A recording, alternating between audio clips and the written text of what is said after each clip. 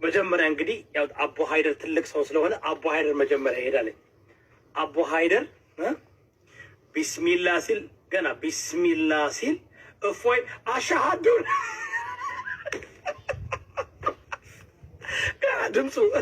ገና በድምፁ አቡ ሃይደር ቢስሚላህ ሲል እፎይ እዚህ ጋር አሻሃዱ እጁን ነው የሚያወጣው። እንዲያው ታው አንተ ሰውዬ ምስክሬ ያሰልመሃል አንተን አቡ ሃይደር ይሄን እርግጠኛው ነኝ ነው ማለት ያሰልመሃል። ምክንያቱም እኔ እምወደው ወንድሜ ወንጌላዊ ተክሉ አገናኝቸው ነበር፣ ነግሬው ነበር። ጌታ ኢየሱስ በሚያውቀው ቪዲዮ አለ፣ ለታሪክ ተቀምጧል።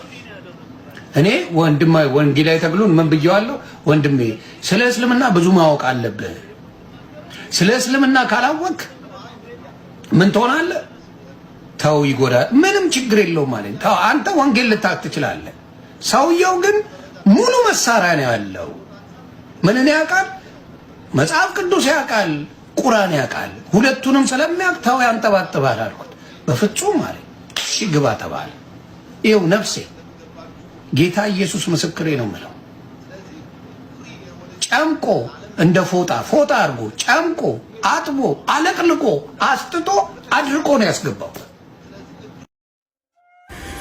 አሰላሙ አለይኩም ወራህመቱላሂ ወበረካቱ።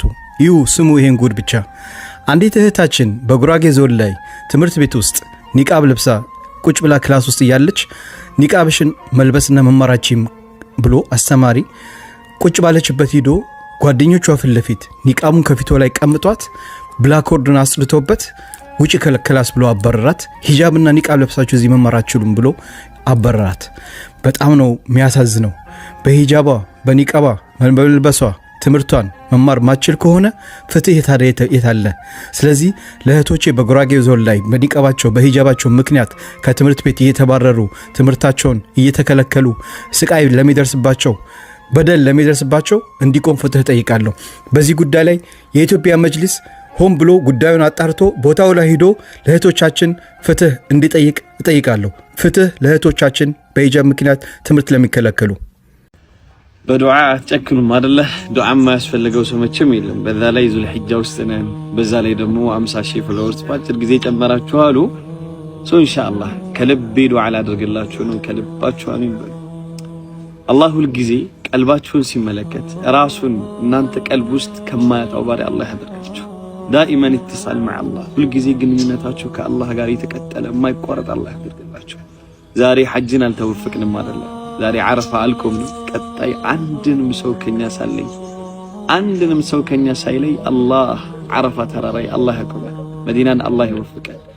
መኖሪያችን፣ መመገቢያችን፣ ማደሪያችን፣ ማውሪያችንን በሙሉ አላህ መዲና አላህ ያደርግልን። የታመመን አላህ ያሽር።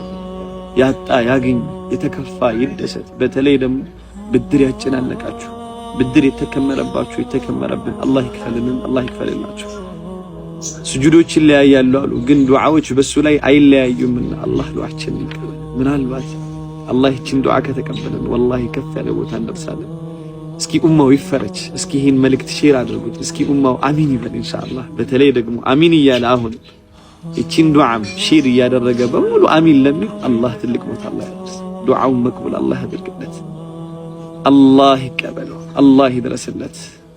اللهم صل على محمد وآل محمد.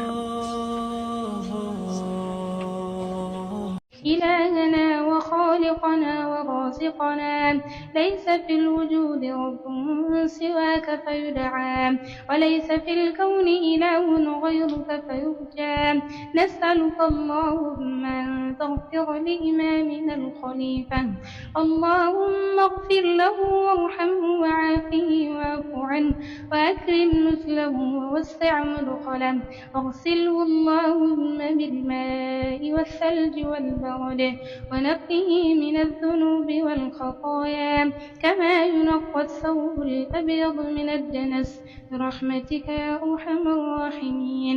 اللهم جازه بالحسنات إحسانا حسنا وبالسيئات عفوا وغفرانا برحمتك يا أرحم الراحمين.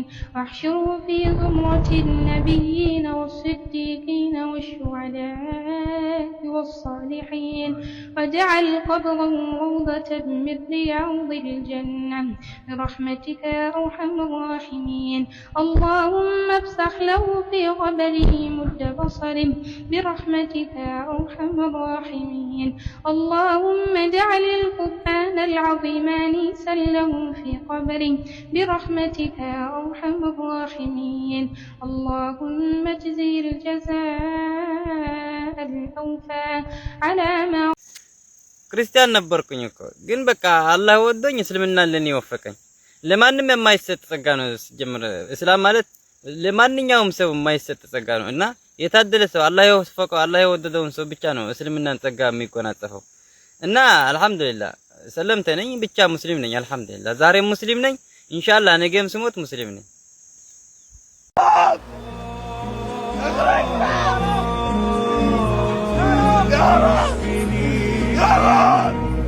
سوى